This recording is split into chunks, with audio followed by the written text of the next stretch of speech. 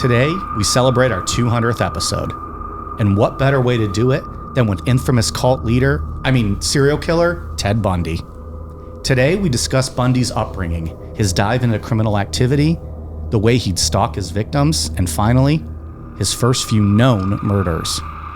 We'll get into all of this and probably shit on his pompous personality along the way. I'm Mike. I'm Ian. And I'm Dave. If you thought this day would never come, you're not the only one. So stick around.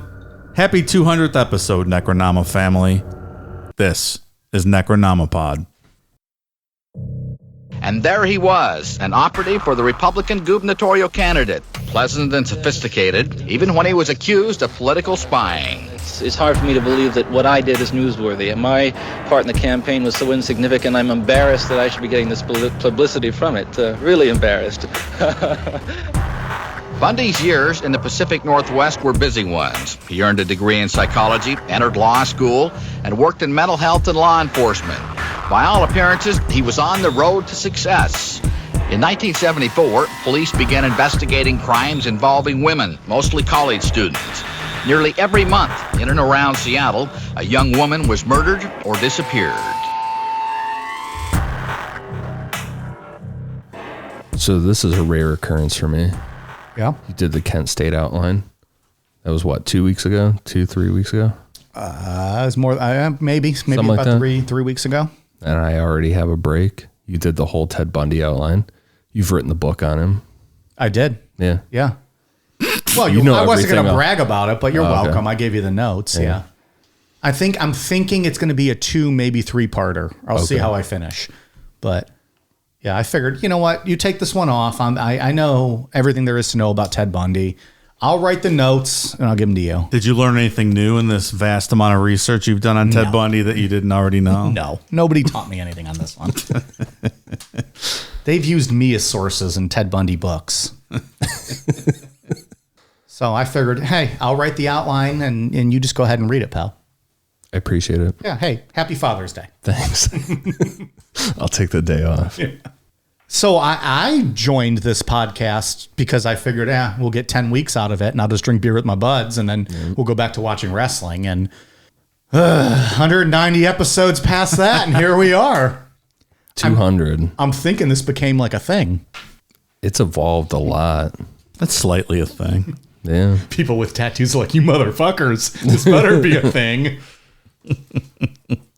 We got through COVID and stuff. We're recording remotely. It was a lot. For almost a whole year. Necronomapod has survived a pandemic, a global pandemic. It's true. I don't think we missed a damn week during that. Ever. And we weren't even in the same fucking town at that point. Yeah, for parts of it. Yeah, for I most of it. I didn't love that remote stuff because you were kind of... Says the guy who's already booking his retirement and getting the fuck out of here. I am moving out of Ohio at some point, so it will become a remote show here. But we can afford better equipment by then. Sure. It won't sound like we're talking in a fucking tunnel or something. But you're just kind of at the whim of the internet company, and I don't know. Sometimes their service drops, and you get dropouts over the internet, and it's certainly it was hard sometimes. Sure, yeah. And we didn't have video for any of that. No. Pretty much all of 2020 was just no video. We tried video. I want to say it was like the Michael Jackson episodes. Maybe. We recorded one, that was a 2-parter, wasn't it? Or was that one long part? It was 2, Mike. Well, yeah, it was Thanks. 2. I think we recorded 1 or 2 parts, both parts separate. And I think we tried video, but it just didn't work. It's kind of weird. It's weird. Because it wasn't the same. We were using a different audio system than the video was. Yeah. So it's not like it was synced up. So then when we did audio during the pandemic a few times, you don't see each other. You kind of talk over, like you don't know when someone else is going to speak.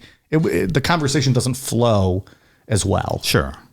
I feel like I've gotten into a rhythm with my outline writing where I like give a break where I figure one of you guys are going to talk. Well, and when Dave takes his glasses off, we know that's the universal sign for he has something to say. For almost all of 2020, I didn't have the glasses. Visual cues. Right. It was just all if we're going to video. Break kayfabe for a minute, and Dave takes his reading glasses off, he's got something to say. Yeah. So I don't know. true. It's been very cool. I don't know. Very humble for all of it. More than anyone ever expected. That's right. Yeah. More than people probably wanted. They're like, oh, these assholes are doing an Earth episode. Like that guy on just the other day on iTunes. 1 star. Nope. Not for me. Fair enough. Did we talk about that last week? No. I don't remember that. We can't fault you with that. No, that's fair. an But honest that's a good opinion. review. Like, you Sure. don't need to be mean or shit on us. If it's not for you, it's not for you. Okay. He didn't have to call me a potato or say anything nasty to me. Yeah. I mean, we're obviously not for the majority of people, but you don't have to be insulting about it. Yeah. Someone at my dad's work wanted to listen to it, and he was like, "Let's let me give you a heads up on what my son does." So my son's a potato, and he works with 2 drunk jackasses who don't let him tell his damn story. Who occasionally rate the hottest dogs to fuck. Also true. Oh yeah. Hey, look, I'm the only one who answered the question that you guys asked. You guys didn't have the balls to answer that question. Asked No, and I didn't. answered. Yeah. Asked and answered. Don't say I ever run from a question.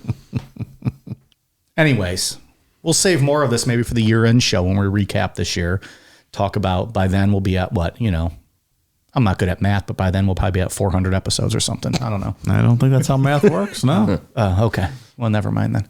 Not on the Gregorian calendar. No. I think you're just making up words now. So we saved our highly requested one. Apparently, Dave's episode was not good enough, though.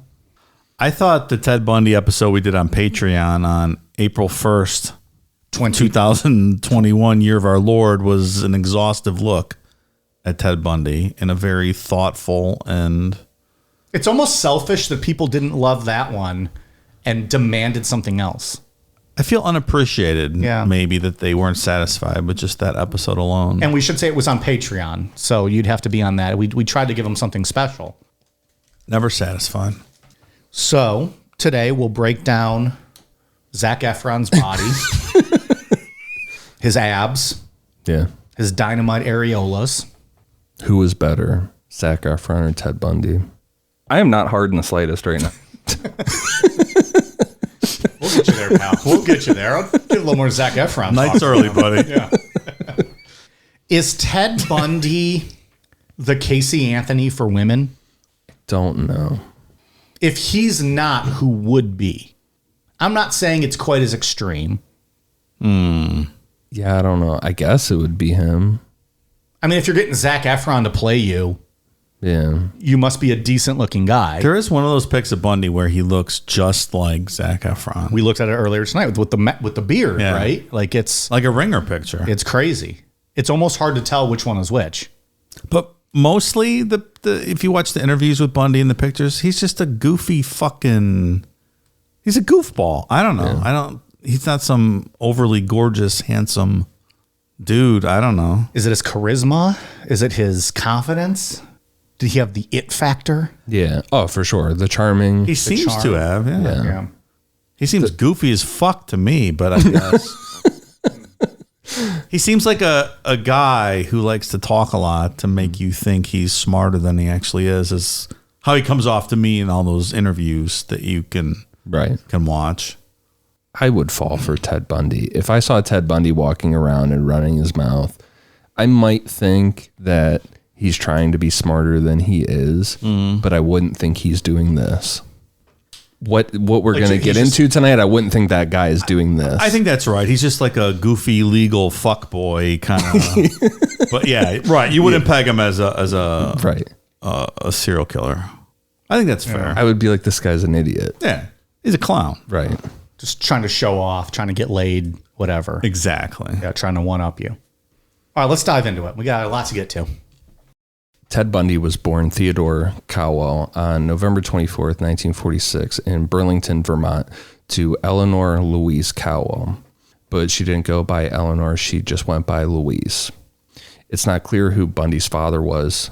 Ann Rule, who worked with Bundy at a crisis center, taking calls from people at risk of suicide, claimed in her book that Bundy's birth certificate says that a salesman and Air Force vet named Lloyd Marshall was his father.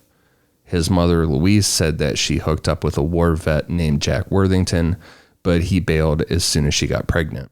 We're going to talk about it in a bit, But some family members say that Bundy's grandfather was a real piece of shit, and he was actually raping Louise, and Bundy was a product of incest. So I didn't know he was from Burlington, Vermont originally. That's interesting. Yeah.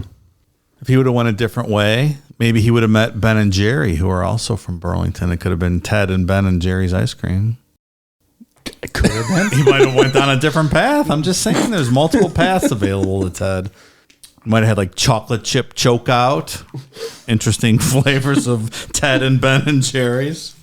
Sure, sounds good. Cookies and cremation. I don't know.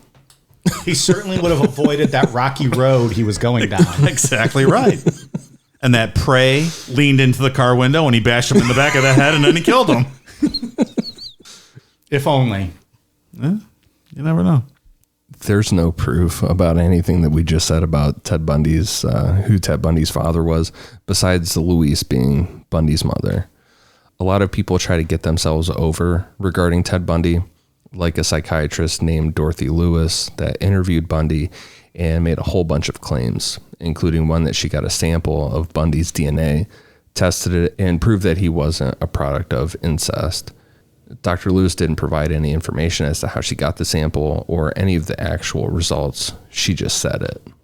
We're going to see that a lot in Ted Bundy's story. There's a lot of people who just say things and don't have proof to back it up. I think that's how our world works these days. Yeah. Is he the A lot of that going on. famous serial killer in American history? Yes, by So far. that's why. When you know, everybody wants a claim and a piece of that. Oh, I went to third grade with him, and back then I saw him do this and this and this, and I knew he was like this. So, everyone just kind of chomps at the bit. Yeah, there's a lot of that going on. There's a lot of people who have tried to hide their names in this story. They Their haven't. association. Yeah, and they haven't. Sometimes they haven't been hidden that well, but at the same time, there's been like 3 or 4 different aliases used in different books, so it gets a little muddy with names in this story as well.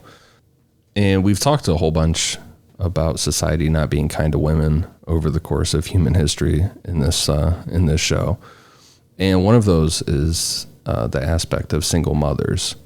The first one that popped in my head when I was writing this was Eileen Wuornos's mother getting pregnant out of wedlock, and the whole social stigma and terrible experience of living in a home for unwed mothers. And the same was for Louise.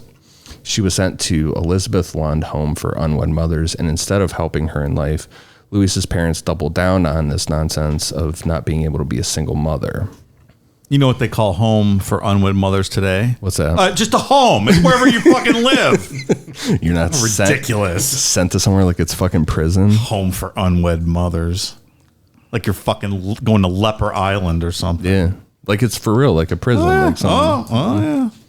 Leper Island. He acts like he doesn't know what Australia is. For the first 3 years of Bundy's life, he lived with his grandparents, Samuel and Eleanor Cowell. To avoid the social stigma of being a single mother, Bundy was raised as if his grandparents were his mother and father, and his biological mother, Louise, was his sister. Like a lot of the story, the household environment and Ted's behavior is up for debate. Bundy's Aunt Julia, who also lived in the grandparents' house, said that when Ted was 3 years old, she woke up from a nap and Ted had her surrounded with knives and was standing there smiling. This is just my opinion, but I think after reading a couple books on Ted Bundy and looking into this a lot, I think this is another case of someone trying to get themselves over. Like you said, he's the most famous serial killer ever. People just want to jump on board. Yeah. And have We're something going to to try say. and have their 2 cents into it. Be featured on a documentary or something. It's a good visual, though. Yeah, but that's something out of a movie. Like Sure, you wake of up and you're course it surrounded in knives. Like that didn't happen. Mike did that, but he did it with championship belts and luchador masks, right? I still do that. I just got to pull those out of storage in my basement. In most interviews with law enforcement and anyone that Ted Bundy agreed to talk to, he said that he looked up to his grandfather and that his grandfather was a perfect role model. In 1987, towards the end of his life, Bundy and some other family members told lawyers for appeal filings that Samuel Cowell was an extremely hateful man who was racist and beat his wife.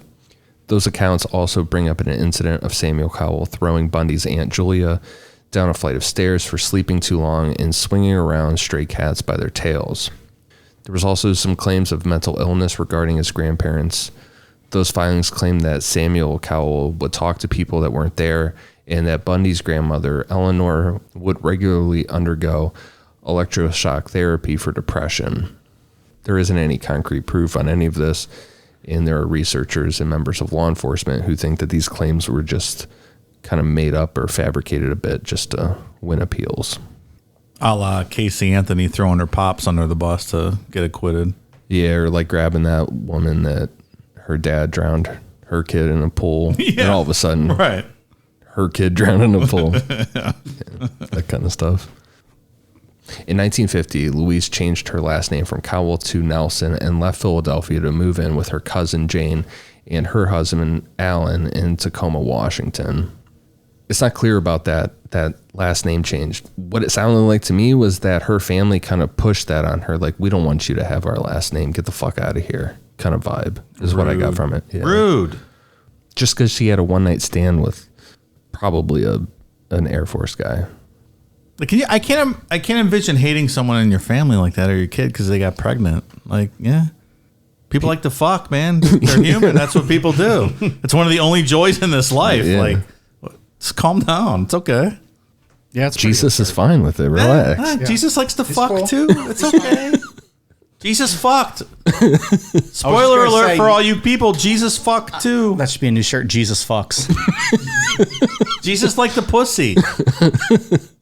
He gave Mary Magdalene anal all the time. He loved it. It's okay. Just go listen to Bible Babble. It's on Patreon. He liked her pooper. He liked to put his penis in her pooper. Jesus liked butt sex. He loved it. I think he invented butt sex. He might have, Mike. He might have been the first person to be like, holes is holes, Joseph. Like, God fucked your wife, Joey. It's okay. People want to fuck. You think he cucked Judas? Did Judas have a wife? I don't know. They almost got divorced because they like just took off and followed Jesus around for a bunch of years, right? Those wives did. But then meanwhile, Jesus was banging Judas's wife. And then Judas found out. Was that Jesus' scam? Like he got all the guys to leave and then he fucked all their wives? That's pretty good. Now we're on to not bad. something. That's a biblical revision there. I like that. The gospel of cuckoldry. Jesus the bull. In 1951, Louise figured it was time to move on from all that negativity that was put on her, and she went to a singles night at the Tacoma First Methodist Church, which was kind of like a speed dating thing. There she met a hospital cook named John Bundy, and the two of them hit it off. They got married later in 1951, and John adopted Ted, officially giving him the name Ted Bundy, and Louise and John went on to have 4 other children. I'm sure he didn't regret that decision, right? Depending on who he talked to, Bundy told different versions of his life in Tacoma.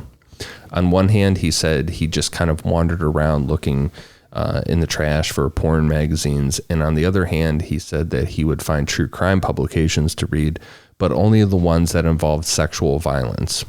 If he could find ones with pictures of dead women, those ones would be the best. In a letter to Ann Rule, Bundy said absolutely none of that was true. Stephen McCaud and Hugh Eisenworth were 2 journalists who were able to interview Bundy later in life. He told them about escalation starting in these years, and based off other serial killers that we've covered, I personally feel like this is the closest thing to the truth. Bundy told McCaud how he would canvass neighborhoods and find windows with blinds open to spy on women. CloseYourBlinds.com can prevent that problem. 100%. Also, Peeping Toms maybe should be called Peeping Teds going forward. Right? Maybe so. How did they get that? Did we ever discuss Peeping Toms? How that became a thing? A name? Peeping Tom? Like, what did Tom DeLonge ever do to anyone? Maybe there was like multiple Toms that got busted for that and it just became a thing. Yeah, we'll have to look that up. I believe it's from the Lady Godiva story from England. Peeping Tom. Okay. So we have an origin story. Like Lady Godiva's husband was taxing the people or something, and to dissuade him, she rode naked through the streets, and everyone turned away except some guy named Tom who looked at her. The fuck's wrong with that? Good for Tom. I'd be doing the same thing. I'm pretty sure that's where the Peeping Tom name came I picture it as Tom from MySpace Just like that same profile with picture a white just looking- T-shirt on. Right. Have you ever seen the horror movie Peeping Tom from like 1960, going way back to British film? I think we all know the answer to that Fucking question, Dave. creepy. That's a good one if you want to watch an old horror movie. Peeping Tom. Really good. Name of the movie. Peeping Tom. Okay. It's a masterpiece. Should be Peeping Ted, though. You're right. Peeping Ted. So this peeping into windows, Ted would have been doing this during his high school years, which is in line with other serial killers we've talked about. And Ted Bundy was arrested twice in high school, one for burglary of a house and another time for stealing a car. There are also reports of Bundy sexually assaulting one of his sisters on a regular basis, but that comes from Dr. Dorothy Lewis, which she kind of went into business for herself on that DNA claim. And there's no corroboration that Ted ever sexually assaulted any of his sisters. Another thing Bundy told multiple people who interviewed him was that he didn't understand personal relationships. He chose to be alone through high school because, in his words, quote, "I didn't know what made people want to be friends. I didn't know what underlay social interactions. Girls liked him and found him attractive, but he just couldn't figure it out." He's like the original incel rewriting his high school story, I think. I'm not buying this one bit. Nope. Denied. We know from what we're going to talk about later that he will end up figuring this out. But it goes back to a couple weeks ago on Patreon when we talked about Rodney Alcala, about that whole antisocial personality disorder. And you figure out a way to mimic the rest of society. You figure out what is acceptable norms to get you by. And generally people that, you know, have this disorder are very, very charming, and they can just blend right in once they figure it out. And you really can see this manifested in later video clips of him. Just the way he talks. It's almost reminiscent of the Men in Black, where he's trying to masquerade as a human, but something's off. There's something off about him. Yeah. He doesn't function like a normal person. You can sense that listening to him talk. It's very strange. He's not a real person. Yes. He is a shell of a Exactly human right. being.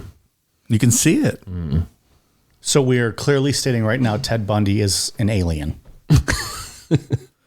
Really, if you think about those Men in Black stories we've done where they're trying to mimic what a human is, but they're one step off because they don't fully understand what that means. That's the vibe I get from watching him. He's a weird fucking guy, man. He's a lot like Rodney Alcala. On that just chance meeting, like you just meet him for 5 minutes, you would never think anything like this. You would never think he would physically attack anyone. Yes, agree. A lot of serial killers, I don't like to acknowledge that they're scary. It's just piece of shit guys that can't interact with women, that end up taking it out on either women or their images of their mother, and you want to they believe prey on the weak. and you want to believe you can spot them in a crowd, like you see Right. Gacy.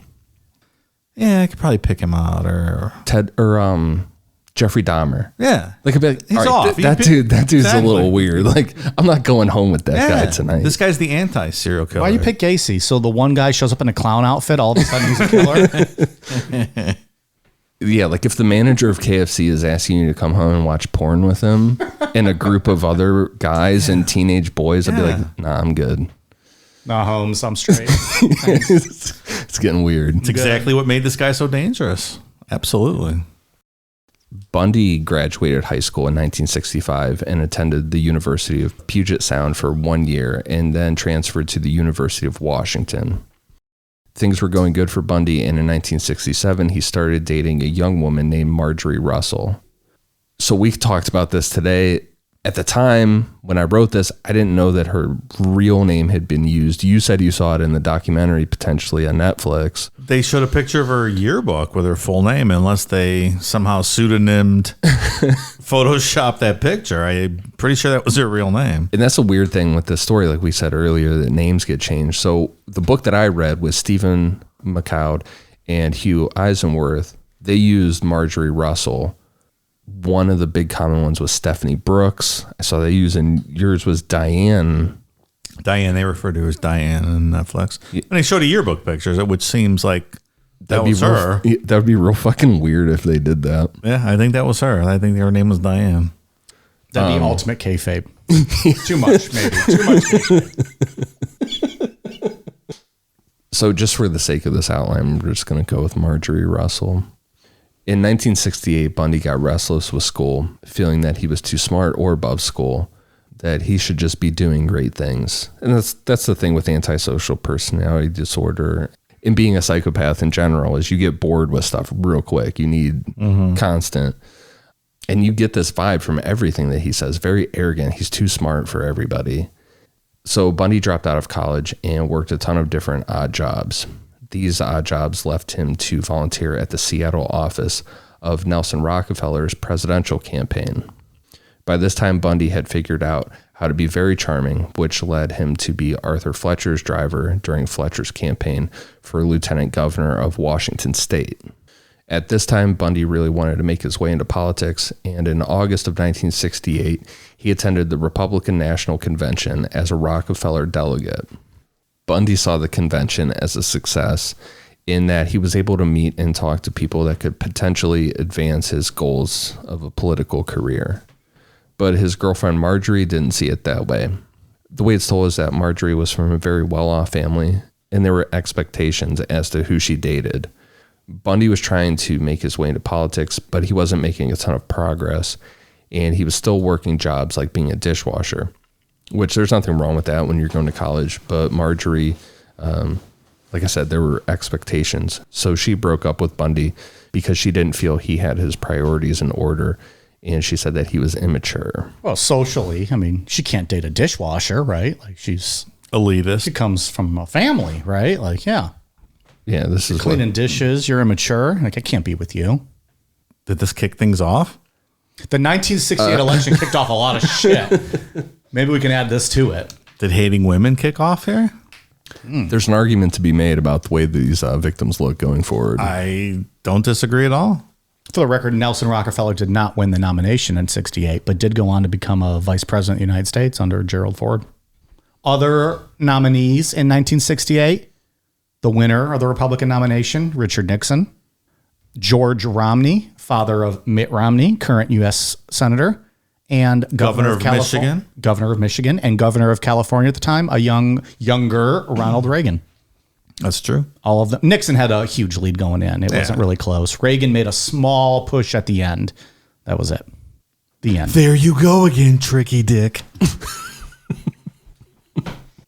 Bundy took this time to travel a bit. He visited relatives in Arkansas and made it back to Philadelphia and enrolled at Temple University for one semester.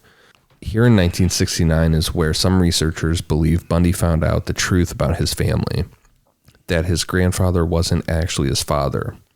Bundy told a girlfriend that a cousin showed him a copy of his birth certificate after calling him a bastard. But he's told Stephen McCloud and Hugh Eisenworth that he found the certificate himself. Either way, Bundy resented his mother for it, and it just kind of depends on who you believe. So when they initially moved out west, why did he think he was moving with his sister? How did that get explained that his parents, like his sister was taking him and leaving his parents, if he still thought his grandparents were his parents? You know what I mean? Yeah, good point. How do they explain that to him? I'm not sure. Like your sister's taking you and leaving. Yeah. I wonder. It makes you lean towards the cousin showing him a copy of it when they were young. Because the way that that's described is like maybe 9 or 10 years old. They're having this argument. The cousin's like, oh, yeah, well, fuck you. Yeah. How about this? And shows it to him. Because this is all based on what he told us, right? For the most part, yeah. And he was probably very inconsistent or misleading in a lot of stuff. And I think a lot of that was on purpose. Yeah, right. You know, if he has relatives in Arkansas, they have their own DNA testing company out there. It's called Ancestry.com. You can see everyone you're related to in 100-mile radius. Yeah, right. It's a big circle. Yeah. Incidentally, it's everyone. If your brother's your husband, Ancestry.com. That's not really funny at all, you motherfucker. Arkansas is a great state. I would never disrespect Arkansas like that. West Virginia, maybe, but not Arkansas. I never fucked my sister. She always turned you down. She couldn't take my big cock. She wouldn't take my cigar. I said, fuck you, whore. Oh, man. Monica, Who pregame too early tonight, Dave? Who pregame too early tonight?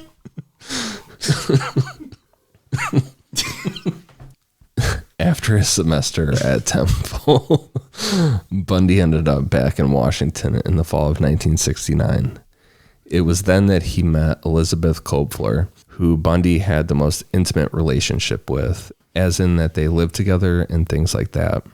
Elizabeth was a single mother who had a 3-year-old daughter at the time she met Bundy. Bundy ended up being a father figure to Elizabeth's daughter up until Bundy was arrested. Later on as an adult, she, being Molly Kopfler, wrote about how Bundy would molest her and say that they were just playing a game. This comes directly from her, so there's no reason to doubt that this happened or that she's trying to pull one over on anybody. I did not know that. Yeah. So I assume Liz was unaware this whole time, way back when? Yeah. And part 2, we're definitely going to talk about Liz a bunch because Liz ends up kind of being the hero in all of this. She dropped a dime, right? Yeah, she ends up being the hero in all That's of a this. teaser. You know, for the one person like me who doesn't know the whole story. You wrote the outline. What are you I know, talking but I about? like to kayfabe. Yeah. Sorry, I'm breaking kayfabe here. We've been through so many walls. I don't know which point we're at anymore. Elizabeth was from Ogden, Utah, which will play a part later in the story, but she also worked as a secretary at the UW School of Medicine. Elizabeth working at UW mixed with more responsibilities led Bundy to re-enroll at UW as a psychology major. He was an honor student and everyone loved him. In 1971, Bundy was looking for a more meaningful job and he found one at Seattle's Suicide Hotline Crisis Center. So Anne Rule wrote probably the most famous book on him, The Stranger Beside Me. Mm-hmm. He worked with her. Like they kind of sat in a cubicle next to each other. So he's intimately aware of the guy. Or if she felt close to him, like they were friends. Oh yeah, like when you work with somebody in a cubicle and you become friends with them. It's crazy to think of, like on the surface, you think of Ted Bundy and what he did, and it's like he fucking worked for a suicide hotline, like helping people. He's probably good at it. Oh yeah, because there's nothing real there. He's a psychology major. He can mold himself however absolutely he needs to. He's probably real good at it. Well, and do you think that was part of his ego too? Like, I'll help these people. I'm going to save them. I think one of the biggest, this is just me personally, but I think one of the biggest things for Ted Bundy, I don't know if it's just the thrill of it or if he got any sexual pleasure out of it, but I think the thrill of being able to deceive so many people was almost as important to him as killing. Just knowing he got it over on them. Yeah. To be like that wolf in sheep's clothing. That's interesting. I think that's probably a good assumption. And Anne Rule would talk about how he would walk her out at night because they would work really weird hours, like middle of the night. And when they're walking through the parking lot, he would walk her out to the car and like make sure she got in her car. And he'd be like, you need to watch out, Anne. There's, people lurking in dark parking lots. You never know who's out here. And wow. I just read the other day, I didn't know this, that he had a secret love child with Anne Rule. They named it Ja. What would I do without my baby? 'Cause every thug needs a lady. I got a fetish for fucking you with your skirt on in the backseat of the Yukon. Is that a Ja Rule line for real? Yeah. With the I don't know. I just knew the two lines I love said. Ja. Ja Rule's awesome. He's Mesmerized with the Shanty. He's got a really good voice. Oh, man, Like it's great. That deep, kind of raspy voice. Yeah, I like He's that. got a couple good songs. Oh, yeah, absolutely. He's got that cool movie with Steven Seagal. Which one's that? He was in a few movies, wasn't he? They were in prison and Seagal was undercover, so I forget. It's absolutely ridiculous. I feel like that's a straight to DVD movie, wasn't it? That was straight to DVD. I always liked Ja Rule, though. I gotta finish fucking you with your skirt on. That's a good tune, man, with Ashanti. That's a great song. Ashanti's good. Oh, yeah. We were just talking about her the other day, remember? Mm-hmm. Like, whatever happened to Ashanti? We were talking about Ashanti on the show? Oh, no, in our text thread. Oh, I missed that one. I got a message from somebody that asked me if we were going to see the Ashanti show, like in Williamsburg, Virginia. And I'm like, but we didn't talk about it on the show. I don't think so. I'm like, so someone just randomly. I'd love asked to, you, but no, I don't really live in Virginia. But I'm not making a trip for the Ashanti show. But No. that sounds great. I mean, if Ja Rule was opening for her, I'd Maybe that's road trip worthy. I don't know. It's a long drive though. As much as I like Ashanti, you know. So you guys just happen to be talking about it in a text, and then someone randomly DM'd you asking if we're going to do a Ashanti show. I specifically That's remember this creepy. because I remember she was featured on a song, or like some young kid remixed her song. And I was like, oh shit, you guys ever, like whatever happened to Ashanti? You guys remember that? This must have been one of your 7 a.m. conversations where I just... Yeah, and I was like, she's breezed through really the text fucking and attractive. read Like those. whatever happened to Ashanti? Oh, she's a smoke show. Oh yeah. Yeah. What did happen to her? Is she still around? She's still... Ja Rule was fucking her in the backseat of the Yukon with her skirt on. That's what happened to her. I'm pretty sure that was kayfabe and they were never dating. Because didn't he also do the song with the one chick from Destiny's Child? Not Beyonce, the other one? Kelly Rowland. Yeah, right? He's got a song with J-Lo. That's real good too. He knew. Ja Rule was the He man, got it dude. done, I'm telling you. Those early 2000s, he's like, you and you and you. Oh, Snoop Dogg wants a song? No, I'm going to do the hot chicks. I'm going to do songs with them. Smart. Absolutely. What's Love? That's the song. What's love? That's a good tune. Fat Joe, man. Ashanti, Yeah. and Ja Rule. the way you feel, the way you look. That's the J Rule, or that's the J Lo one. Oh, okay, that one. I like that one. What's that one called? I don't know. I don't remember. Well, anyways. He's got some bangers, Ja Rule, man. I'm telling you. Now we're going to get fucking Ja Rule. You got to hit up that Ja Rule back catalog, man. Some good stuff there. But it's not even his catalog. It's not his song. Doesn't matter. You got to scroll through everyone else's. Doesn't matter. Comes up in the search. It's like Snoop Dogg. You just got to see him featured on everything. Has Ja Rule ever released an album? Ever? Or is it just, Yeah, of course. you say that, but you don't know. Oh, I know. It's everyone else's songs that he puts on an album. The album's called Featured.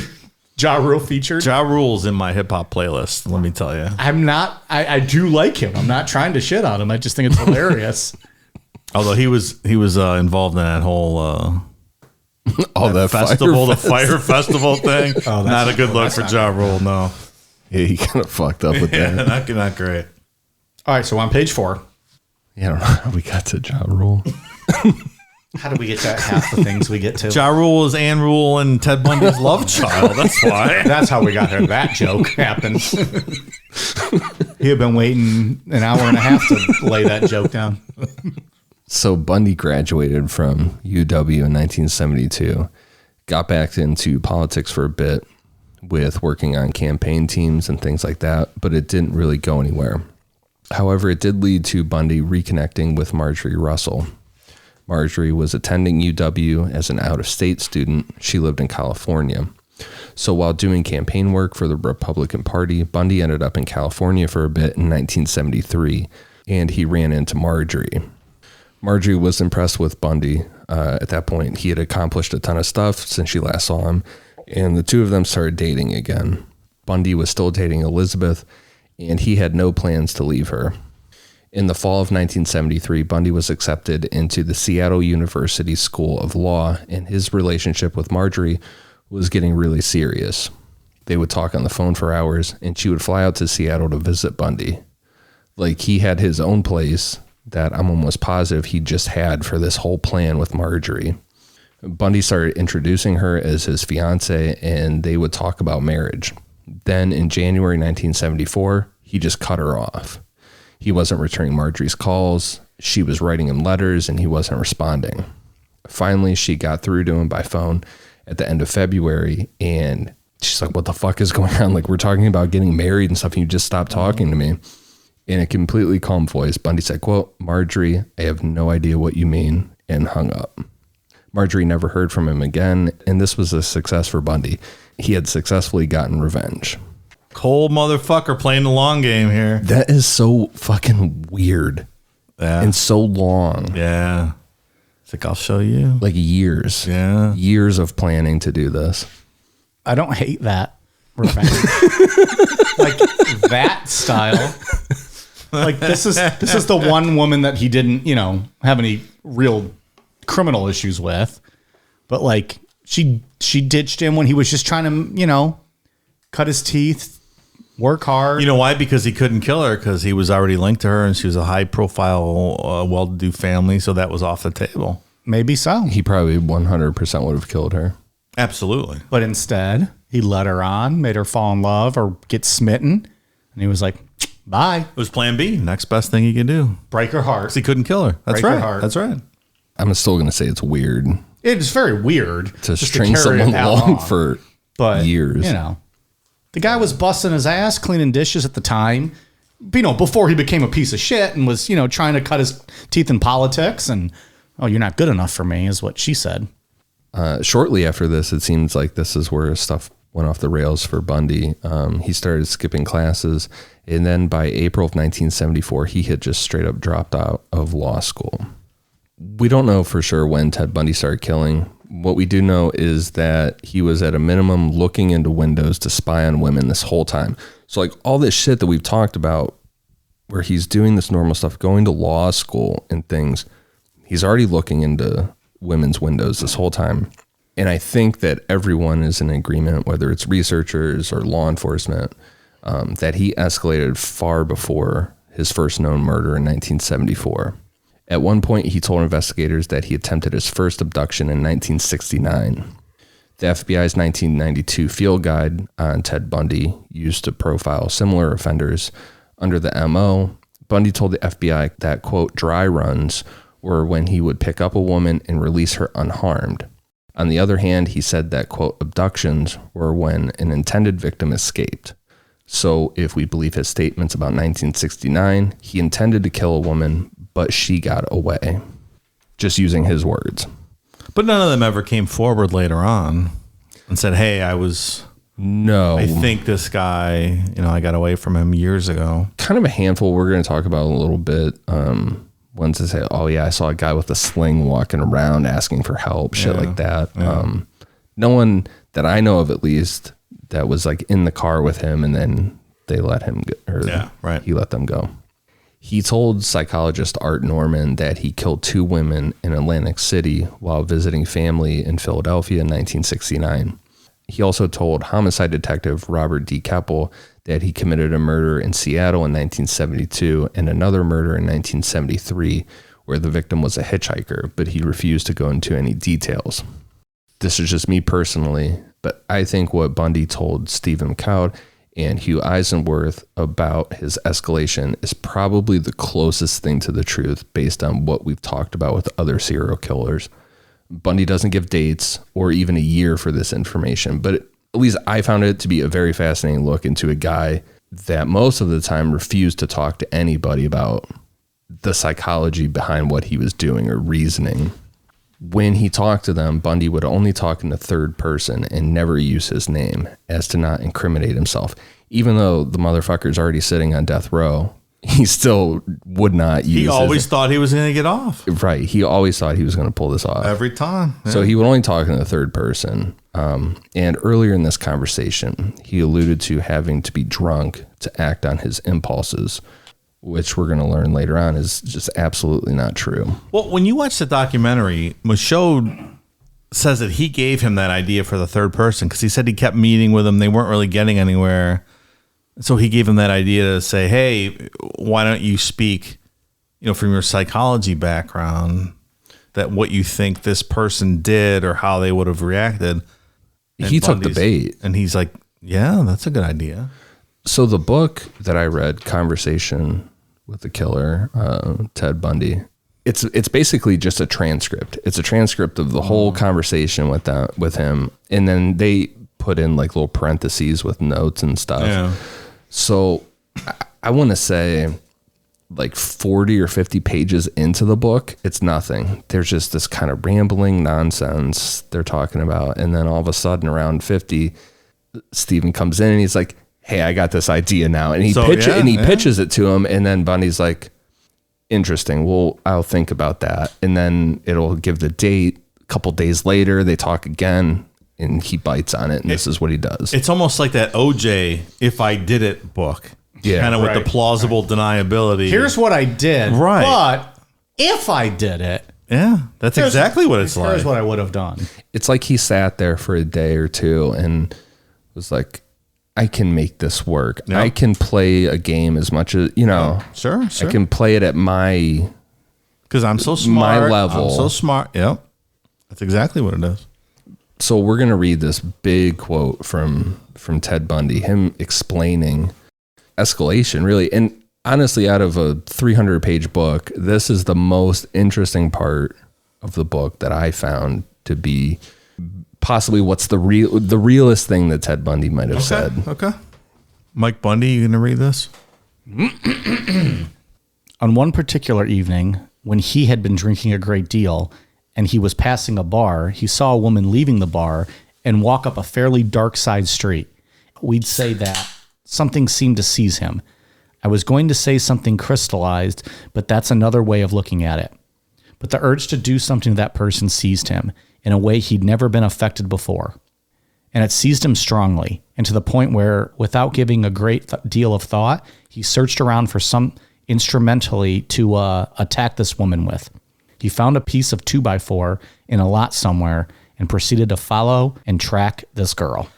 Can I just interject here that a third-person analysis by a convicted serial killer would be something like you see in Silence of the Lambs, right? Where Hannibal Lecter's giving advice as to how something might have happened and describing, this is a firsthand account of what took place. This is not really a third person. He's speaking in third person, but this is an eyewitness account of what someone did. Right. That's what I mean when I said, I think this ridiculous. is the realest thing he said. Yeah, for sure. Like, this is absolutely a real life thing that happened.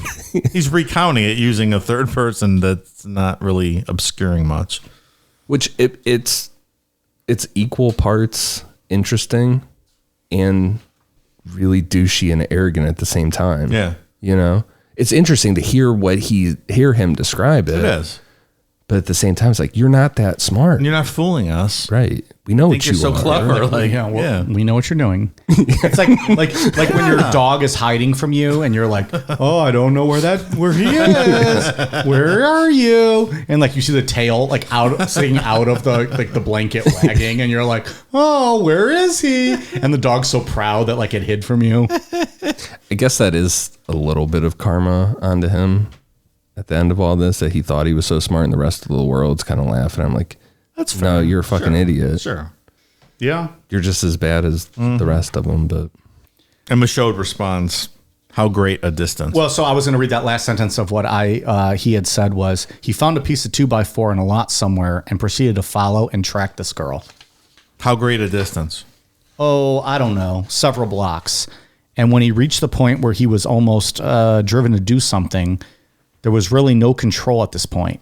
And the situation's novel because while he may have toyed around with fantasies before and made several abortive attempts to act out of fantasy, it never reached the point where he was confronted with harming another individual or taking possession or abducting or whatever, which really is ultimate, I suppose. One of the ultimate antisocial acts, as it were. And so it reached a point where he'd gotten ahead of his quarry, this girl, and was lying in wait for her, as they say. But before she reached the point where he was concealed, she turned and went into her house. And yet the sort of revelation of that existence and the frenzied desire that seized him really seemed to usher in a new dimension to that part of himself that was obsessed with or otherwise enamored with violence and women and sexual activity, a composite kind of thing. Not terribly well defined, but more well defined as time went on. This particular incident spurred him on succeeding evenings to hunt this neighbor, searching for others. I mean, he had, in the months and years previous to this, frequently passed women in alleys, women in dark streets, women alone on any number of occasions, as he was making his rounds and looking in windows. But it never occurred to him, ever at any point, to use this as an opportunity to do anything. It just never occurred to him. For some reason, the sight of that woman under those circumstances on that evening, and given the condition he was in, sort of signaled a breakthrough. The breaking of the tension, making a hole in the dam, not bursting it down, but again, we begin to see the cracks, as it were. On succeeding evenings, he began to scurry around the same neighborhood, obsessed with the image he had seen on the evening before. And on one particular occasion, he saw a woman park her car and walk up to her front door and fumble for her keys. He walked up behind her and struck her with a piece of wood he was carrying, and she fell down and began screaming, and he panicked and ran. What he had done terrified him, purely terrified him, and he was full of remorse and remonstrating with himself for the suicidal nature of that activity, the ugliness of it all. And, he quickly sobered up, as it were. Fear of discovery, too. Fear of discovery, sure. Fear of a number of things. He was horrified by the realization that he had capacity to do such a thing, or even attempt. That's a better word, this kind of thing.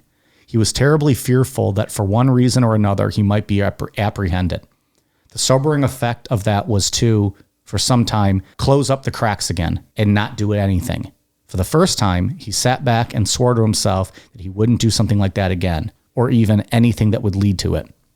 And he did everything he should have done. He didn't go out at night, and when he was drinking, he stayed around friends. For a period of months, the enormity of what he did stuck with him, and he watched his behavior and reinforced the desire to overcome what he had begun to perceive were some problems that were probably more severe than he would have liked to believe they were. He had, within a matter of months, slowly but surely, the impact of this event lost its deterrent value. And within months, he was back peeping in windows again and slipping back into that old routine. It was clear to him, I think, that the course of conduct that he had engaged in on that first monstrous occasion, as it were, was totally inappropriate, fraught with danger, badly thought out. And so the repulsion that had seized him at the moment, he knew what he had done. That repulsion began to recede. As he slipped back into his old routine, something did stick with him. That was the incredible danger, by allowing himself to fall into spontaneous, unplanned acts of violence. It took 6 months or so until he was back thinking of alternative means of engaging in similar activity, but not something that would be likely to result in apprehension or failure of one sort or another. And as I said, this took place over a period of months. Then on another night, he saw a woman walking home late at night or early in the morning. He followed her home, looked in the window, and watched her get ready for bed. And he did this on several occasions, for this was a regular kind of thing. Eventually, he created a plan where he would attack her in the house, and early one morning, he sneaked into the house through a door he knew was open and entered her bedroom. And implementing a plan based somewhat on fantasy, based, on anything but personal knowledge, he jumped on the woman's bed and attempted to restrain her. But all he succeeded in doing was waking her up and causing her to panic and scream. He left very rapidly. And when he was seized with the same kind of disgust, repulsion, and fear, and wonder at why he was allowing himself to attempt such an extraordinary violence. But the significance of this particular occasion was that while he did the same thing he did before, he stayed off the streets, vowed he'd never do it again, and recognized the horror of what he'd done, and certainly was frightened by what he saw happening. It only took him 3 months this time to get over it. That is terrifying, and I think it's a rare look into the evolution of how these people ramp things up. We talk about that progression, and I feel like with Ted Bundy, at least me, when you watch documentaries and things on him, it's like, oh, he's this nice Republican, law student. He's so well adjusted, that, and then all of a sudden he's killing people. Not a lot of stuff talks about this kind of stuff, and because we don't know a lot, we're going to talk about the murders here in a bit, some of them, and there's just not a lot of details because he kept it all under wraps. That's why I thought that this whole quote was so interesting, because I feel like this is real. I feel like he was really doing this, that this wasn't him just trying to pull one over. I think that's right. And he was a psychology major. I think he understands what took place with him, and he's analyzing, the process he went through to get to where he eventually got to. It seems like it. And he understands. Every serial killer we've talked about has some form of a progression. Mm-hmm. Like they give themselves little allowances. Like it seems like with him, I was following a girl, but then this night I grabbed a 2x4. If I just do a little bit more, it'll be all right. And then you act and you're like, oh fuck, I can't believe I did that. But and then like how this ends, it only took him 3 months to get over it this time. Yeah. As opposed to 6 months before. Yeah. Or that he said like, oh, I would drink, but only with friends. Like I'm making that effort to, It's the progression and the rationalization, and it's quite interesting. I think more so with this guy, because like I said, he's a psychology major, and I think he has a little bit more insight into what was happening with himself than most people would, because he's a smart guy. Yeah, we keep fascinating. I feel like we keep going kind of back and forth on that.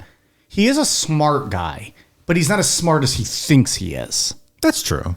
Because he's not dumb, but he's certainly not as smart as the lawyers that he's been speaking with and giving these interviews to and thinking he's going to get himself out of, any convictions or jail. He is a smart guy. Yeah, he's not like a dumb person who thinks he's smart. He's a smart guy who has an overinflated ego and believes he's a lot smarter than he actually is. Absolutely, I agree.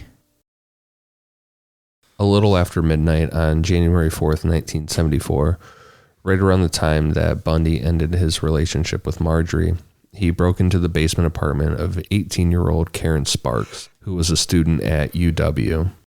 Bundy brutally beat her with a metal rod from her bed frame, and then he sexually assaulted her with the same rod or a metal speculum that he brought with him, causing severe internal injuries.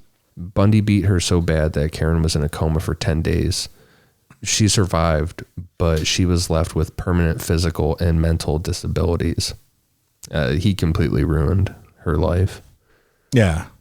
She got a lot of brain damage. Yeah. That's one thing with him that makes him, I will say that makes him scary, is that it's so fast and so silent. You don't hear him coming at all. It's just very fast and brutal. That's almost like a Richard Ramirez type. Like he was break into your house and beat you while you're sleeping with a tire iron or something, a hammer or whatever. And just, that's it. Like you don't even have a chance to defend yourself. That's terrifying, getting woken up like that. You don't even wake up. Chance. Did you even wake up? No. Like you're just dead or unconscious. And Sure. On January 31st, 1974, 21-year-old Linda Ann Healy went out to a bar called Dante's Tavern to get a beer with a few friends. Linda was entering her senior year at UW as a psychology major, and on that night, they didn't stay at the bar too long because Linda had to get up early for work, and one of their friends needed to get on a bus before 10 p.m., so they all headed out a little after 9:30. After getting home around 10 p.m., Linda talked to her boyfriend on the phone for about an hour, and then she went upstairs and hung out with one of her roommates until about 12 a.m. Around 12 a.m., they said goodnight, and Linda went down to her bedroom. Linda worked for a company that put together weather reports for the ski slopes in the area, so every day at 5:30 a.m., she would go to the college radio station and read the snow conditions for the slopes. Linda used an alarm clock radio, which played music every morning. One of her roommates heard the radio playing, but assumed that maybe Linda wasn't going to go to work, and she was just laying in bed listening to the radio. About an hour later, at 6:30 a.m. that morning, the manager of the radio station called to see where Linda was. He was concerned enough that he asked her roommate that answered the phone to check if Linda's bike was there. Linda rode her bike to work every day, and it was still there at the house. Her roommates then went into her room, and everything looked like it was in perfect condition, but it was kind of too perfect. Linda never made her bed during the week, and her bed was made like military perfect. The next thing they found was that the side door was unlocked, and one of the roommates specifically remembered locking it. As the day went on, her roommates got more and more worried, but when Linda's parents showed up to take her out to dinner, they told her parents how no one had seen her since the night before. At that point, it was 6 p.m., and her father thought that maybe she was just out with her boyfriend or something. However, Linda's mother called the police immediately to report her as missing. At first, police treated this as a college student who hadn't come home yet or something along those lines, and that seemed very possible here. There were no signs of a crime happening, but later that night, a detective came to the house and he was looking around Linda's room. He decided to pull the blankets off her bed and found that there were blood stains on the sheet and pillowcase. Then the detective went to her closet and found the nightgown Linda usually wore was pushed back a bit. Like everything was hanging normally, but it was like pushed back between clothes where you wouldn't really see it. And it had blood around the collar. Ted Bundy didn't get into this crime too much. What we do know is that at some point in the night, Bundy broke into the house, probably through the unlocked side door, but he told Stephen McCod that it was the front door. Bundy said that he went door to door in the house and then landed on Linda's. His attack on her would have had to have been really quick and brutal. Her roommate right across the hall didn't hear anything that night. Assuming he just hit her in the head with a blunt object while she was sleeping, gave Bundy enough time to dress Linda, clean up the room, and quietly leave the house with her. Can you imagine being a roommate and thinking about that? Like that is everybody's like worst nightmare, right? Absolutely. Like sleeping at night, you don't even know someone's breaking into your house, and then across the room from you, they're killing someone brutally and taking them out. It's so brazen, too. He to didn't break even into kill a house. her. He just knocked her unconscious, dressed her, and took her out. Right. But beat her enough that you don't even know, and you wake up the next day and you still don't know anything's wrong. Because he made the bed, he cleaned it up. That's why you close your blinds, first of all. But just to do that in a house full of people is so brazen. It's that arrogance we talked You about. don't that know who's cockiness. in the house. I mean, there could be...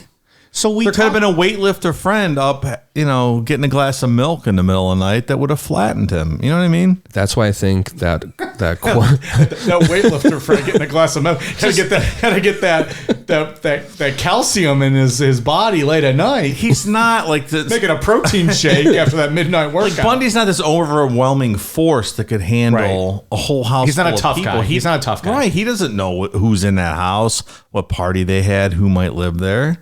Someone could have stomped his ass. There was something else I was going to say with regards to that. It slipped my mind. I don't remember. If I think of it, we'll come back. All I'm saying is if I happened to be banging Linda's roommate that night and I was in the house and I got up for a glass of water or milk or whatever, You'd have beat his ass. I'd have beat his ass in the kitchen and this story wouldn't have happened. yeah, Just the fact that he, and went door to door. normally- If you believe what he said, that he and went he door also to said door. he broke through a door. He said he broke in through the front door, but And the roommate said she locked all the doors, the side door was unlocked. but she said she remembers locking it. Right. So he probably so went in through the side. And but did they find signs of him breaking in, or did she maybe just misremember and not lock that door? Yeah, I actually? mean, maybe she misremembered. it's just not that much of a soft target, I guess. No, it's not. A house full of people. Yeah, right. And like I said, if you take his word for it, he went door to door, kind of debating on which door he was going to go into. Like who am I going to kill? Which one? But how do you know what's behind the door? Like But it's the arrogance. her I think. roommate Like, and her boyfriend might have been up smoking a joint in there, and the guy was like, "Who the fuck is this clown?" And just cold cocked him. Right? he's not the bull we ordered tonight for me to be cocked. It just seems very risky. It very much does. But that also makes it more terrifying. Yeah, I guess. Like, when are you safe?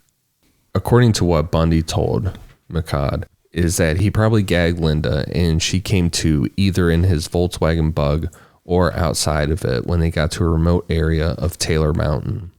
Bundy said that this location was chosen beforehand, and after he raped Linda at this location, he killed her quick, but he didn't say how. Based on other things Bundy said to investigators, it's believed that a lot of his victims died while Bundy was raping them, like he would strangle them from behind while he was raping them. That's really dark. But we don't know that. That's just Yeah. assumption based on, like I said, based on what he's told other investigators.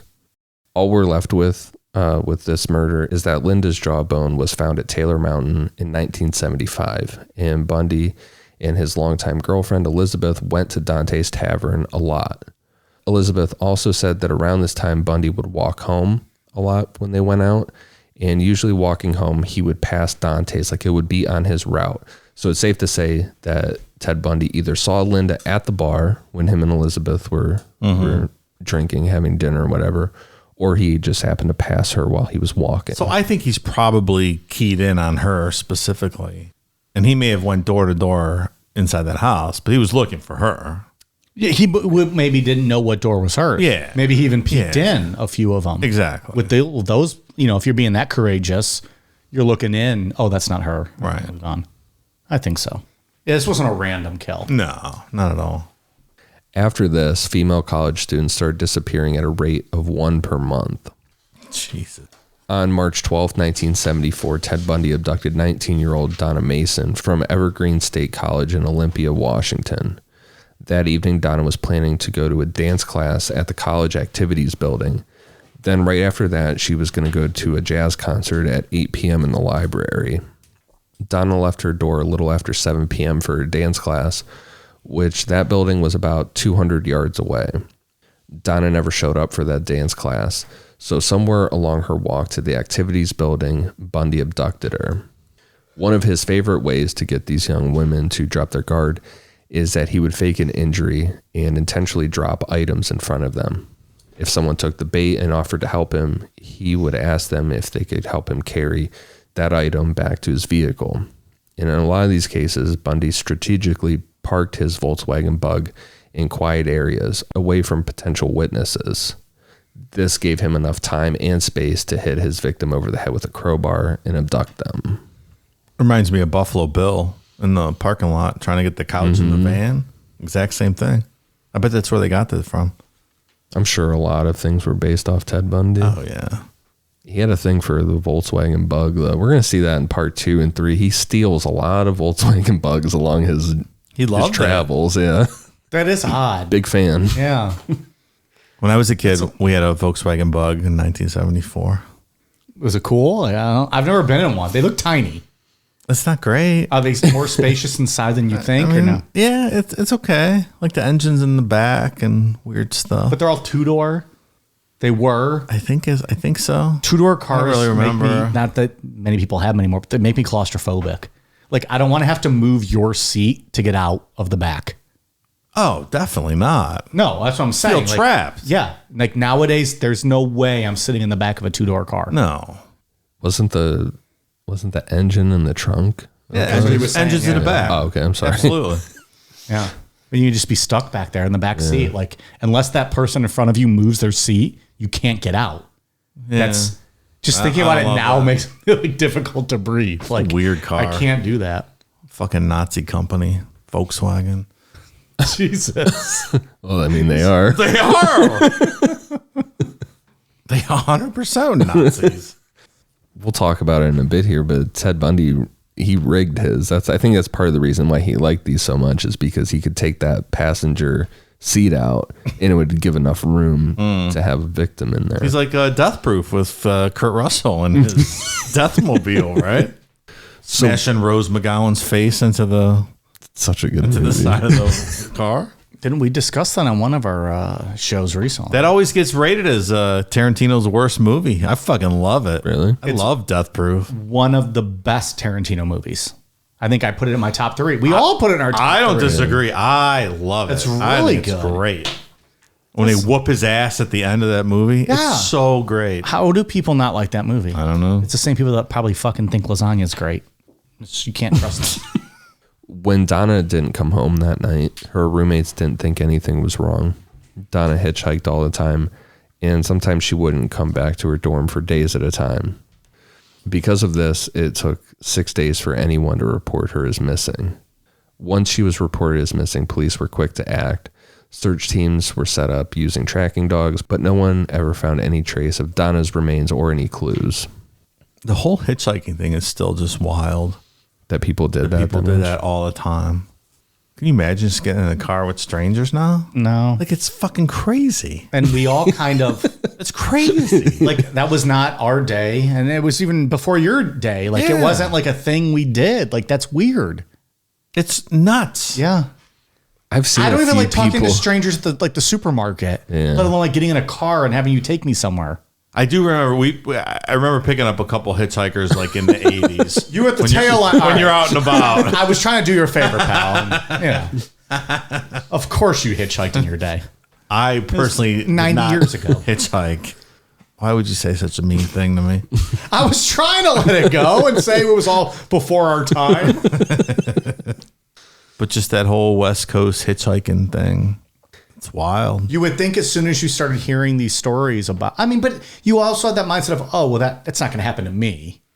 Yeah. Oh, I'm safe. Oh, I trust this man. Like, what is it Mac does in Always Sunny? I gave him the ocular scan. Yeah. I gave him the ocular scan. He's safe. I'm going to get in. What year was Ed Kemper? It was before this, right?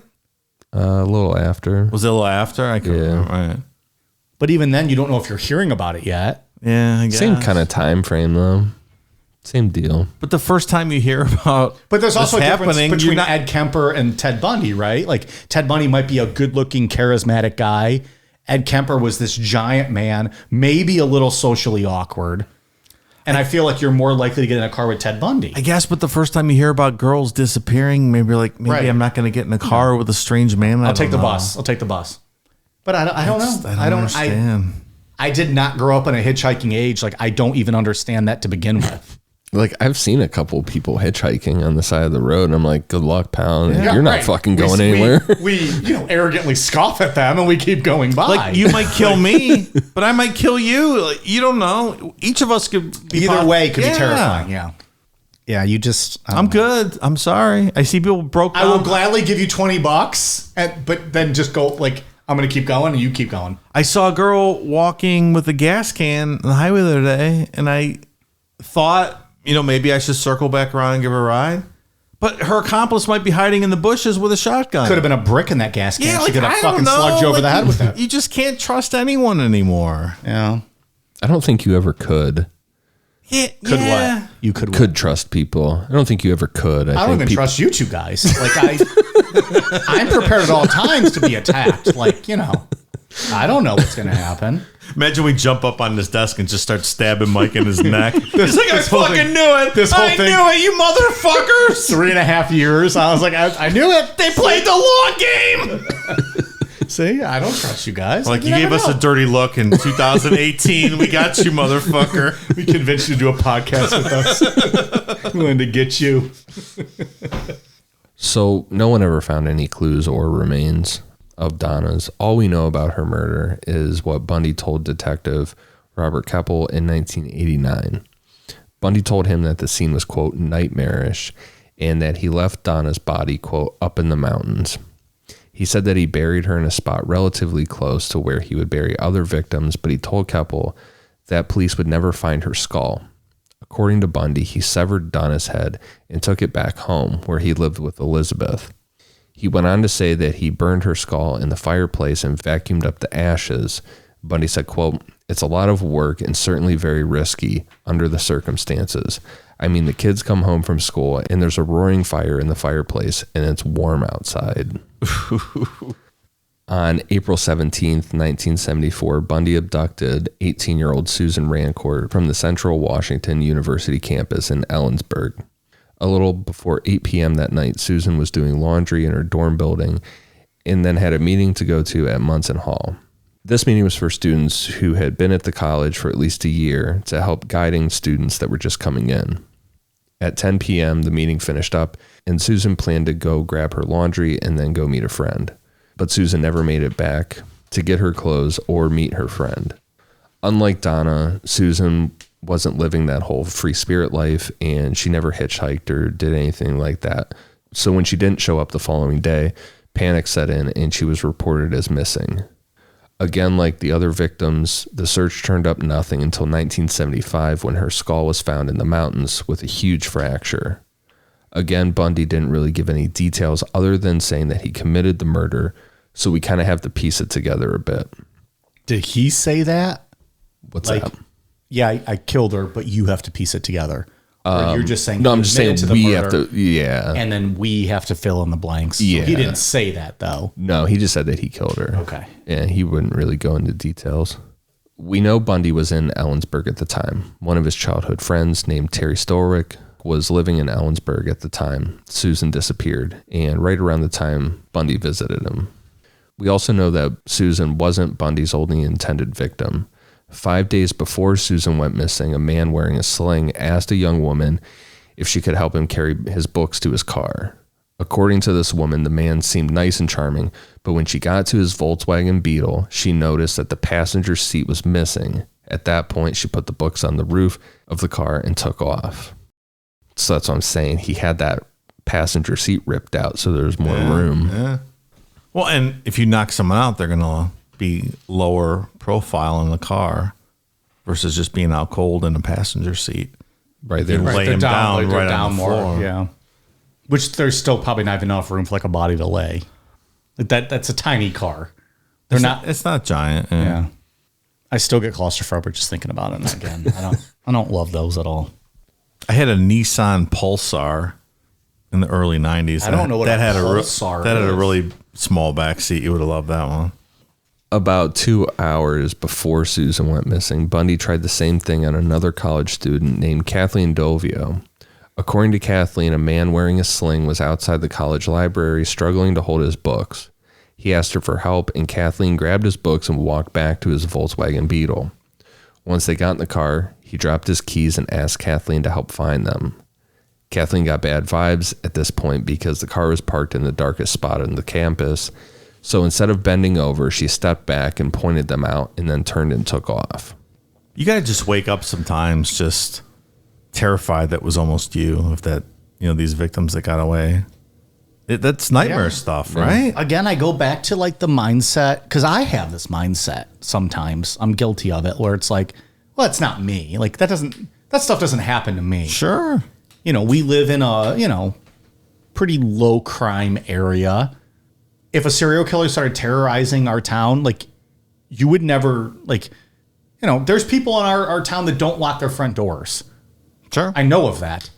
Because you've broken in and raped their wives? No. Please, sir, how dare you even implicate me on raping wives? I am paid high dollar to come into homes and have sex with wives while their little beta cuck husbands jerk their tiny little dicklets in the corner. Sir, you please retract that statement. I retract. I apologize. That cost a pretty penny, sir. Detective Keppel, who interviewed Bundy in 1989, believes that Susan took the bait, and when she bent over to look for the keys, Bundy hit her on the head with a crowbar, causing... That's the end of the keg. Oh, it's slurping. That's that. There you go. Good thing we bought a case of beer tonight. So he thinks that Susan took the bait, and Bundy hit her on the head with a crowbar, causing that massive fracture on her skull when they found it. It's pretty, I say the word brazen, I used it before, but it's pretty brazen to hunt on a college campus like this where you assume there's lots of people around, right? And to try it multiple times with girls running away. Like if I try this and like girls pegged me and started running away, wouldn't you leave? He doesn't give a fuck. He stays there and finds another victim. We'll find out. He uses these college libraries to read and shit. Oh man, it's just it's that just arrogance. Huge balls, right? Like a feeling of being invincible. Maybe like it's far before the days of surveillance cameras, so he doesn't have that to worry about. Yeah, definitely. But there's still if there's multiple women running away, even if there's just multiple people around, you're not going to approach someone.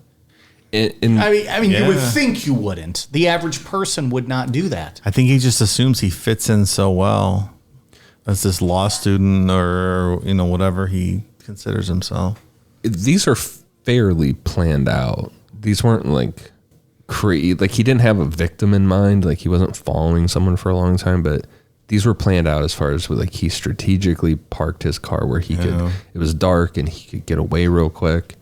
We'll see probably next week. He gets impulsive and does some real brazen shit, like broad daylight in front of tons of people.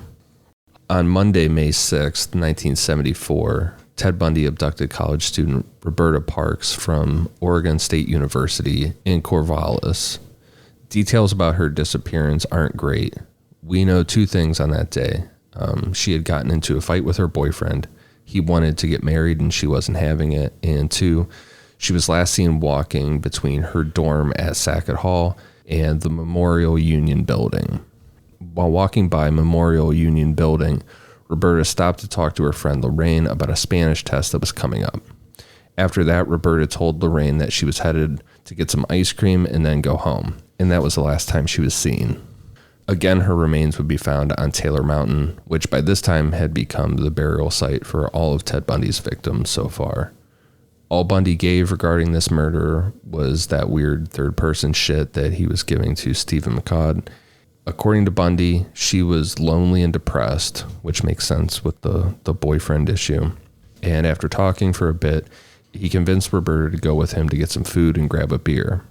Now, Bundy said, in his opinion, there were two possible reasons why she accepted his invitation. He was either convincing enough or she just wanted to take her mind off of things. Once they were in the car, Bundy lied and said that he needed to collect his thesis from a nearby typist. At that point, he drove out to a secluded area where he could attack her, then drove another 5 hours to his burial site on Taylor Mountain. And that's something that I feel like I might have glossed over a bit in this outline, but all these victims are significant. They're all in Washington State or in Oregon, like in a general area. But Taylor Mountain is far away from most of them. So he's driving hours. And with this specific murder, he killed her and then drove 5 hours to bury her. Bury her and then 5 hours just to come back. Or wherever he was going, probably back with, his girlfriend, Liz. Which logistics-wise is smart. Well, yeah, you get as far away as possible. Yeah. And that's the thing where, I feel like we keep alluding to like part 2 and 3 or whatever, but he really makes a mess of all of this as far as, state lines are concerned and when it's a federal crime and when it's not. And, he crosses state lines a lot, whether it's on purpose or not, By this point, panic was starting to set in that there was a connection between all these cases. And that's where we're going to pick back up on part 2. In part 2, we'll get into this investigation of missing college students in this area. His last murder in this area of George Ann Hawkins. I wrote here that we're going to try to wrap it up and not go to a third part, but that's just not happening. So Never thought it would. Yeah, we'll get into that stuff next week and see where it goes from there. But well, if there's ever something that's going to go, because we're making an effort to get everything done in 2 parts now. If there was ever going to be one that goes longer, perhaps Ted Bundy is appropriate. You know who didn't make mistakes? The people that just signed up for Patreon. They're loving life now. We got some special shout outs to Joseph Richardson. The bigger the fupa, the tastier the chalupa. that's ridiculous. Genius. Veronica Curino, Maggie Long, Gabby, Dave's new sugar baby. Hey, what's up? Dave, you got a sugar baby? Apparently. Okay. Where am I writing a check to? Well, Sam Squamch 76, Necronama Poop, Mitch Ebrel, Dan the Crier, Mike Oxsmall, John Clancy, Taylor, Titty Twister Annihilator 69, Kayla Lowe, Mark Coffin, Mike Loves Rusty Trombones. Give it a try, I guess. Spicy Cantaloupe, Adam Gardner, Brandon, DJ, Bobby Petty, Robert Williams, Mario Soltero, Hannah Nicole, Hanpan, Ryan Oldfather, Trey Allen, Sherry Blake, Chris Ramirez, Noah Wallace, Ford's Boards, Addie Raber, Keegan Robbins, Maisie Fugate, Hellianus, Ragnar the Decimator, Irma Sanchez, Deepin My Punani. That's Dave's. That's Dave's. That's Dave's. Damn it. He catches me every week. There's certain words that Dave likes that you can tell. Pin my punani. I know. I didn't read it properly because I pin my punani. Strange Unicorn, Molly Kelly, Joe Moraldo, Justin Schmickel, Alicia, Laura DRC, Lady, Nikki DiCardo, Javier Vasquez, Tool Sucks. All right, just stop right there. Wow. It's absurd. With an exclamation It's a point. ridiculous name. Come on. He's calling you guys out. Dead Neds 007, Oscar Bermudez, Nathan Can, Brenda S., Dirty Dilf, Holly Ogden, Colonel Cum Dumpster. Here we go. Reporting for duty, sir. Right. Oh, fucking army. Open wide and If report. the Aztec warriors ever want to go to battle, let's go. Because we got cum dumpsters and fucking dick schlongs and whatever else fucking stupidity. And us three will be blowing our whistles as we have our men attack and men and women attack. Alexandra Pilcher, Lauren Teskey, G-Spot. I'm surprised you could find that word to read it, Mike. I know, that was a tough one. I had to sound it out. Chris Robert, Margaret Gerges, Blake Roche, Ian's Weed Grinder, Christina Fontenot, Jonathan Seymour, Kim Robertson, Dresden 4077, Bad Pilot, Kinsey Varva, Dave W., Yvonne Francis, Jake McCall, Doc Sunshine, Derek Fraley, Israel Romero, Holly Watson. Fuck your butt. Way to end it off. Fuck your butt. Thank you all very much. We are at patreon.com/necronomipod. And hey, if you have not checked it out yet on Patreon, we have been getting a lot of great reviews for our creepy audio. Maybe our best Patreon episode ever, or most popular, based on listeners' reviews. Might want to check it out and you could hear this. Super creepy. That is the Aztec death whistle that Ian, Dave, and I all purchased immediately after doing the show. I think they're almost sold out on Amazon now by the amount of people that have sent us pictures of buying them. Check out our posts on social to see the exact one that we bought. We posted a photo of it because it's got good reviews and it sounds fucking awesome. You won't get let down. It's midnight, blowing the Aztec death whistle. Have you cupped the bottom of it yet? He did the other night when Yeah. he started blowing it. Terrifying. Yeah. It's not It's as a lot loud, but it's terrifying. Yeah, it gets the point across. Yeah. Oh, yeah. Ted Bundy would be wise not to use one of these when entering a home because that would give away where he was coming. Ian's like, yeah. Stupid point, Mike, but yes. All right, that's all I got. Ian, what you got? For iTunes, I have one for Charlie O'Ma, B. Woodford, Miranda 0498, and Yo 416. Thank you guys for the awesome reviews. Dave, international? No international this week. I don't What have the- anything. Well, Oh, they hate us. Australian friends, where you at? New Zealand friends, where you at? All right, anything else? We good? It was a good show. Long show.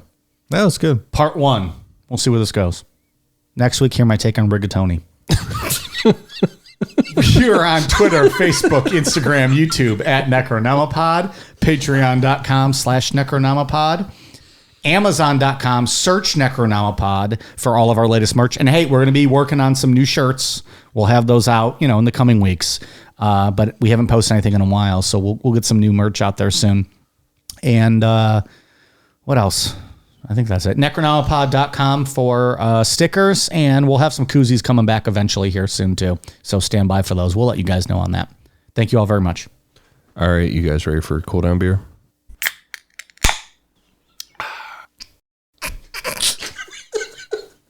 I'm sorry. What the fuck was that? I got the wrong one. Shut it the fuck down.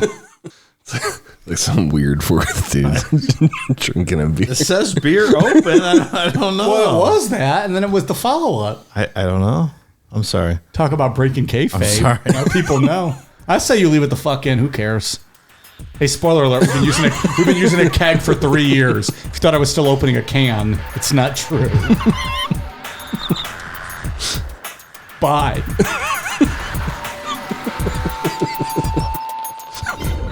Cheers.